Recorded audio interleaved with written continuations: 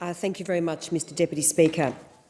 I rise to speak about our government's strong commitment to jobs growth and infrastructure in the Corangamite electorate, which I so proudly represent. In doing so, I also wish to correct the record about some reckless and untruthful statements made by the member for Corio. It's one thing to engage in a contest of ideas across the political divide.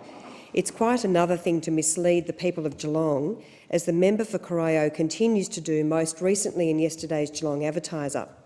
Yesterday, in a regular column we write together, the member for Corio asserted we still have not had $1 single from the federal government to help Alcoa workers find another job.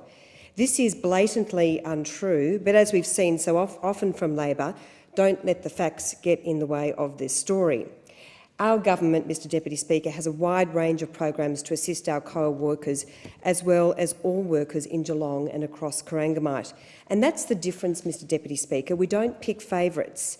Our policies are there to assist all workers, including the many hundreds of workers from Alcoa's supply chain, about which the member for Corio seems to have completely forgotten. There are 110 companies supplying goods and services to Alcoa, and I say they matter too, along with the many hundreds of workers who lost jobs under Labor, under the previous federal Labor government, at Ford, Boral, Target, Qantas and Fonterra. And that doesn't include the many other hundreds of employees in small business that you never hear Labor talk about.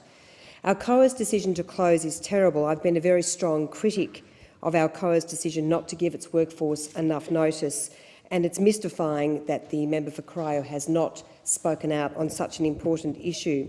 Our government negotiated with Alcoa to contribute $9 million to its Point Henry workforce at this very difficult time, $5 million to the Geelong Region Innovation and Investment Fund and $4 million for skills and retraining. Full credit to Alcoa for making this investment, which will help create the jobs of the future in advanced manufacturing and other new industries, and of course help their workforce directly.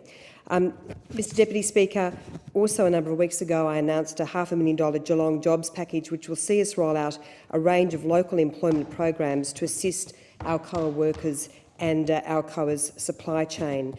We recently contributed $50,000 to the Geelong Jobs Fair, which provided direct assistance to Alcoa workers, some of whom I met on the day. This was such a great success that I'm pushing for another jobs fair next year. We have a very strong commitment to the broader economy in terms of growing jobs, our $155 million growth fund, $3 billion to the East-West Link, another project that Labor is opposing.